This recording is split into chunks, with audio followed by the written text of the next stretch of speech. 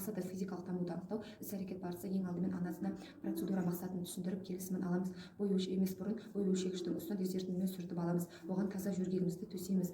Баланың бас киімін, аяқ киімін, резеңкелерін, қыстырғыштарын, яғни бой өлшеуге кедергі келтірсе алып тастаймыз. Анасына баланы бой өлшегішке жатқызуын сұраймыз. Сонымен қатар бой өлшеп болғанша басын қозғалтпай ұстап тұруын айтамыз. Баланың баланың басы жоғарғы планкаға тығыз тірелетіндей етіп арқасымен түзеу жатыруы керек. Одан кейін баланың басын есту каналынан көздің астыңғы сызығымен ойша түзу сызық жүргізіп, оны тақтайға перпендикуляр болатындай етіп орналастырамыз. Бұл сызық Франкруфт сызығы деп аталады. Одан кейін баланы түзеу жатқанда көз жеткіземіз, иықтары тақтайға тиген, арқасымен қисығымыз түзеу жатуы керек. Баланың аяқтарын тізесінен бір қолымызбен жаймен басып тұрамыз да, бой өлшегіштің қозғалмалы планкасын баланың табанына тіreiміз. Бұл кезде баланың башайлары жоғары қараған, табанды планкаға тиіп тұру керек. Егер бала аяғын бермей жатса, сәл қытықтап жібереміз де өлшейміз.